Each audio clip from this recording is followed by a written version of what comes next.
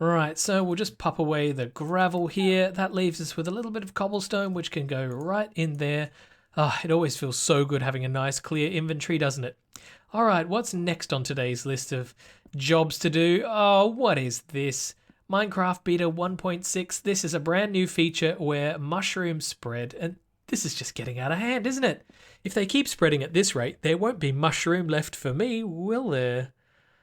I need a new script writer.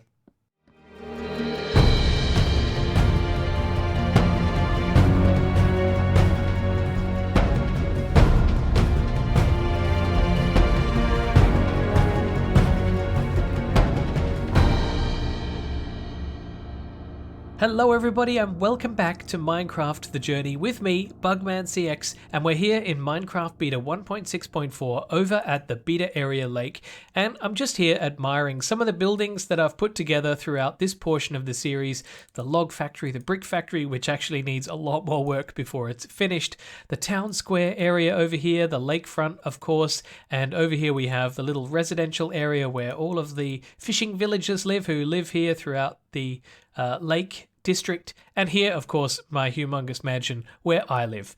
And today I want to focus on this area over here and build something in this space. You see, just recently I was off over this way a little bit, like a few hundred blocks that way, mining, gathering up some resources, and I came across something that I forgot about, something that I discovered quite a while back and just forgot to come back to. So let's head over there and I'll show you what I was talking about.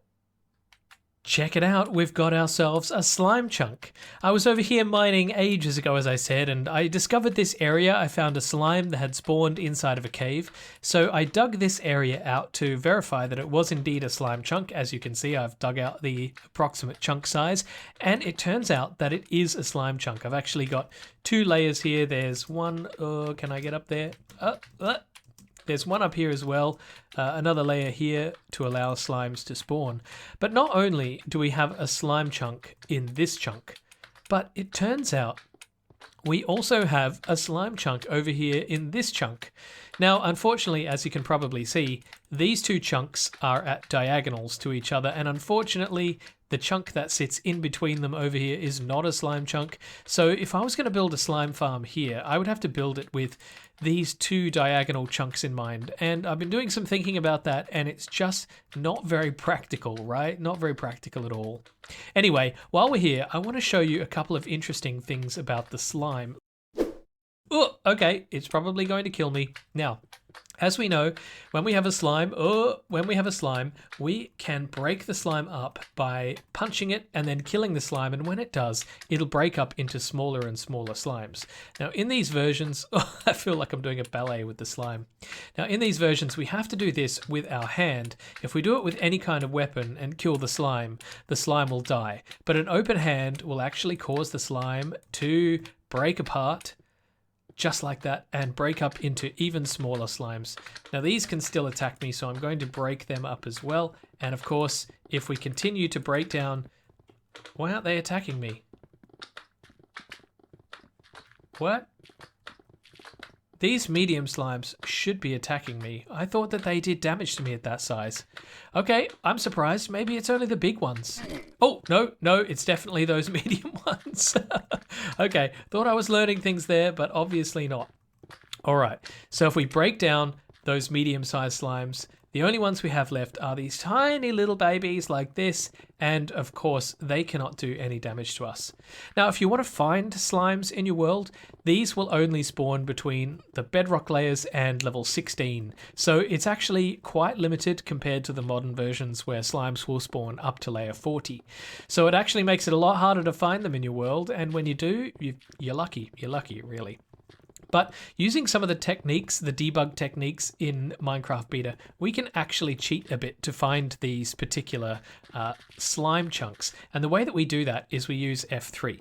So with F3, whoa, we can see that every entity, every mob has got its unique ID number above its head, just like this. Now, what's fascinating about this, and I'm just going to get out of here and block all of these things in there. You stay there. You stay there.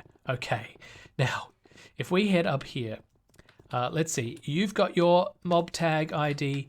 let's see what else is around us. A lot of these caves are lit up, so what I'm looking for are some other hostile mobs. Okay, I seem to see some over there. I don't know how visible that is to you on camera. Okay, so have a look up there. You can see 2 mobs. Those are going to be a skeleton or a creeper or something like that. Now, and we can still see all of these slimes beneath us here. Now, what you can do is you can change your game mode from hard to peaceful mode, and when you do that, all of the hostile mobs are going to despawn. So you can see that the 2 mobs up there despawned. I'm also recovering my hearts because that's what happens in peaceful mode, but more importantly, those 2 mobs up there have disappeared. But all of the slime remain. Even that slime over there, you can still see its ID number. So what you can do is you can go around caving, or you can navigate around the surface and look down at the deep dark depths of your world and look for these mob tags in F3. And if you switch your game to peaceful mode, and then if you switch it back to hard mode again, you'll see that the slimes actually stay in place. So while you're in peaceful mode, if you still see the tags at the deep dark depths of your world, you know that they're slimes, and those slimes are likely to have spawned inside of a slime chunk. So it's kind of cheaty, but we're using the mechanics in the game that the game provides to us at the moment. But yeah, as you can see, that's a cheaty little way of discovering these little baby slimes, or in fact, all of the slimes. And we're going to use this to our advantage over in the beta area. But before I go, I just can't leave without collecting some free slime balls. Thank you, little buddies. This is not the best weather for slime chunk hunting. Ah, that's much better. Okay, here's how we're going to do this. I'm going to wander around the area for a while. As you can see, right down there, there's a bunch of mobs down there, and what I want to look for are mobs that are particularly low. So the smaller the tag, the further down, the deeper that mob is going to be. And what I can do with each of these findings that I find is I can go to the menu, change the difficulty to peaceful, and if they all despawn, none of them are slimes. So then we go back to hard mode like that, and we should see eventually mobs will start to respawn down in those caves below there. They all are, just like that. It doesn't take very long, does it? So we can actually do this test repeatedly in different areas of the map until we discover a tag that stays here while we're still in peaceful mode. Now, it may take a little bit of time and effort before we find that, but eventually I'm pretty sure that we will. One of the other disadvantages is that there needs to be a cave down there because there needs to be enough space for a mob to spawn. So if there are any chunks around here which are actually slime chunks but don't have any caves, then it's pretty much an impossibility for us to find them using this method. But I'm going to give it a try anyway and see how I go. I've been at this for a little while now, and what I have found works best for me is looking for the little tiny tags like that one, because that one there could very well be a slime. But actually, what makes me believe that it's not, look at the way that it's moving. It's jumping right now, but then when it calms down, it actually moves across in a consistent manner. And we know that slimes don't do that. So what I'd be looking for are signs like, maybe like that one there, which was jumping up and down for, hang on, I've lost it. But we're looking for tags that are jumping up and down like a slime would. And then, of course, the other thing that I've learned you can do is you can press F1 to remove all of the annoying bits on screen, and you can still see the mob tags in this F3, F1 mode, so that's really cool. Of course, changing my game mode to peaceful helps, but as we can see, none of those were slimes because none of them stayed around when I switched the game to peaceful. So just having another little quick look around to see if I can spot anything that I didn't see earlier, and unfortunately, nothing. So I need to put my game back to hard mode and keep on trying as all of these mobs start to magically spawn underneath me again. Well, if there's one thing I'm learning through this, it's that I've got to light up my caves a little bit better. Look down here though, you see that one right in the middle. I'll just put my cursor back so you can see right above my cursor there. That one seems to be hopping up and down just like I would expect a slime to hop up and down. So fingers crossed, because we're over here at the town square and I wanted to find a slime chunk right over here, in fact. So let's have a look. What do I need to do? I need to go to options, difficulty peaceful, and look at that. It's a slime, because otherwise it would have despawned. So now I think what I need to do is just see if I can follow it and figure out exactly where this slime chunk is. It looks like it might be over here somewhere. It's still on screen, and now I am, there it is. I'm directly above the slime, right here somewhere. So, oh, this is so interesting. Okay, what I'm going to do is I'm going to, now that I've discovered this, I'm going to cheat a little bit. I'm going to use one of the online slime chunk finding tools to verify that that is actually a slime chunk, and I want to see if there are any neighboring slime chunks as well. I've head over to chunkbase.com and I'm using the slime finder tool, and this tool helps you locate slime chunks within your world. And I think it's pretty fair because I used traditional slime hunting techniques, sort of, to try and find slimes within my world, that I can come over to this tool to help me verify exactly where that slime chunk might be, or if there are any neighboring chunks which are also slime chunks. Because I want to build a slime farm there, but I also want to make sure that I plan it all out properly so that I know that the chunks that I'm going to build it in are definitely going to be slime chunks. So what I need to do is put in the coordinates of where I found that slime, which is 818 and 387 on the Z, and that should take me to that area of my world. And this is very interesting. Okay, so this is the chunk where we found that slime, but a little bit further over here to the west of where that is, a couple of chunks is a triple slime chunk area. Let's zoom in there a little bit more. So if I can figure out which chunks these are on my journey world, I think that this would be a better candidate for building a slime farm because the rates are going to be much, much higher. In fact, if this is the location where I was standing when I found that slime, then I think that this is pretty much right underneath where the portal is in the town square, in fact. So I'm going to write down these coordinates here that it's showing me and then go back into my world and double check.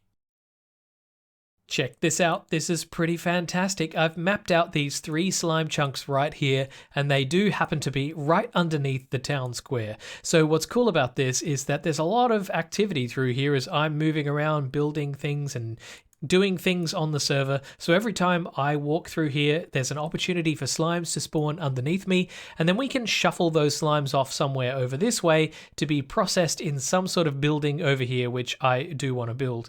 Now the original slime that I found is over here, so there's a slime chunk over here as well, and this chunk I think right here also happens to be a slime chunk, but I'm really only interested in using these 3 because building any other kind of unnecessary slime chunks at the moment is just overkill. These 3 should be enough for what we need, so I need to get down there and start digging out an area, and then we can start building up our slime farm.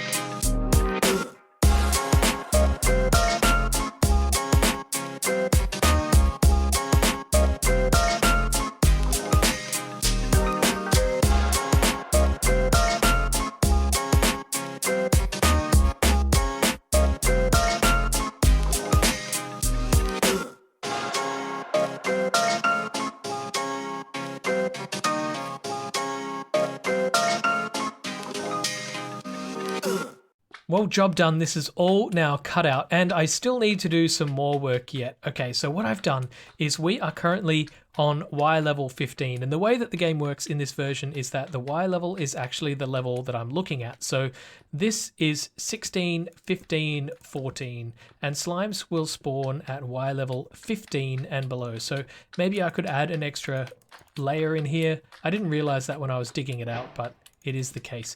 So perhaps I could do that so that I could add multiple floors later on, but at the moment it's fine, it's fine. Now what we need to do with them is what their behavior will do is that they will choose a direction to walk in and then walk only in that direction. And that's why you often find in these dugout areas clumps of slimes all stuck up in the corners like that, because they hit the wall and then they keep going until they reach the corner and then they just stay there. But in this case, we need to dig some trenches on all sides of these chunks and then build a water stream to allow the slimes to flow around to a collection point where we can then further process them. So I need to do some thinking about where that's going to be and how that's going to work and how it fits in relation to the builds upstairs that I need to make in the future. I've been doing a little bit of planning down here, just thinking about expansion for the future, especially over here. I've got an experiment set up that we're about to carry out.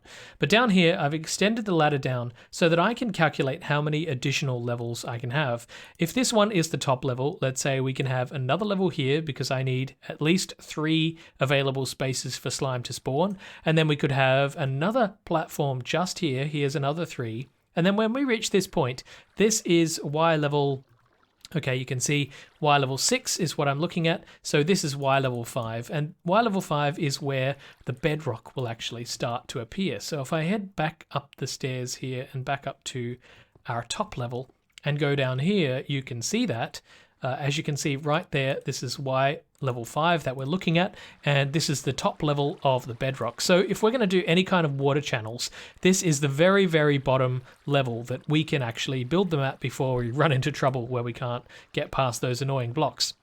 So what I want to do now is do a little experiment with Jerry over here and see if we can get him to follow me. And if I stand here, he should pathfind to here. Now, a normal mob would avoid this drop and it would pathfind all the way across here and then try and get to me down here.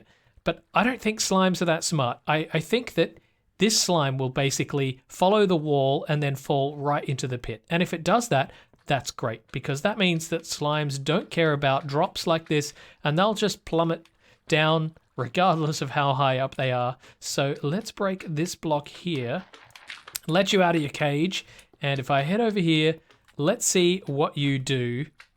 Will you go down the pit? I say that is a big yes. Yes, I would say so. Unless it saw the ladder as a block it could go across. But you saw what it did. It kind of came across like this, and then when it got to about here, it changed direction. I think maybe it spotted me. No, it would have had line of sight the whole time, but it definitely fell down the pit, and that is good news. So what I'm going to do now is dig out all of this, all the way around all of the edges, and then we're going to have to figure out where the water flows are going to go that pick up all of the slimes and which direction they transport. I think I'll probably have them collect and assemble over here or somewhere like this, and then we're going to send them up to the surface. Actually, before we do that, we're going to split them down into tiny little slimes, and then we're going to send them up to the surface so that we can see them and we can kill them up the top and harvest their slime balls. Ooh, it's going to be fun. Experiment number 2. I want to see if a big slime can climb up a ladder that is centered on a 3-wide block like this. So I don't think this slime can climb up this ladder because it can't put its body into that block there on the left. It would need to have clearance either side. So I've taken the water away and I've put a block there to stop the slime from being able to get to the ladder. Now all I need to do is pop down and break that block and then run up the ladder, and we'll see if the slime follows. And come on, slime. I really want the slimes to come up to the surface. Come on, slime. Oh, this is very disappointing. Very disappointing. I've got another idea. I want to see if water will encourage the slime to climb the ladder. Okay, hang on. Let's see if we can do this on the fly, experimenting on the fly. Okay. The water is now pushing you towards the ladder. Let's see what you do when you get there. You don't climb the ladder. Now I am aware that small slime are able to climb ladders, and I think we will do that experiment next. But this is a little disappointing for me because what I really wanted to do was get the big slimes, or in fact, get slimes of all sizes up to the surface so that we could process them on the surface you keep getting in my inventory so that we could process them on the surface instead of having to do it down here where no one can see it. And so, yeah, that's really unfortunate, but I guess we have to deal with the mechanics that the game gives us. So let me clean this up and we'll see if we can experiment on the next size down. Well, I'm pretty much in the same position, and what I'm going to do is just drop down a little bit and... Oh, he nearly knocked me off the ladder. I just want to punch this slime until it breaks up into 4 smaller slime. I assume it's 4. I don't know if it actually breaks up into less than 4. You know, if it breaks into 2 to 4 or something like that. Okay, come on, slime. There we go. Now let's see what happens to these medium-sized slimes. Do they climb the ladder? No, it really doesn't look like it, does it? They just sit down there and they get stuck. Okay, let's pop down again. Let's break you into... Oh no, I have to kill all of them now. I don't want to die down here. Okay, that's enough. That's enough. There we go. Let's get up the ladder. Now, do these small slime climb the ladder? No. Why aren't they climbing the ladder? I've got to rethink this. Oh, hello. You two climbed the ladder. I was just clearing out the water when all of a sudden they climbed up this ladder in the corner. And I think, oh dear, I think the reason for that is that they need to have one wall on the side to align themselves, I would guess. So we need to make sure that the small slimes have a 1 wide gap and then a ladder to climb up. So I'm very pleased that at least we'll be able to get the small slimes up. It's really disappointing that we couldn't do all of our processing upstairs and we'll have to do it down here, but maybe we'll make the processing area down here accessible. I've got a few ideas on how to do that. I'm going to leave you two to your own devices. You can either follow along with me or you can go somewhere else, but I'm pretty sure if you follow me, you're not going to live very long. No, I didn't think so. Oh well, there'll be more.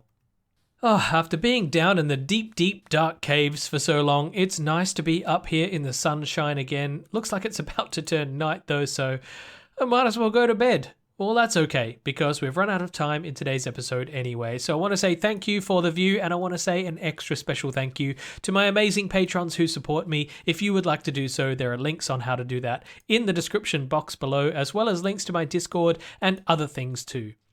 So if you enjoyed today's episode, then feel free to click the subscribe button or the like button or leave a comment. All that interaction really helps out my channel. We also recently passed 2,000 subscribers, so thank you so much to everybody who has subscribed to my channel. It's been an amazing journey. What a pun.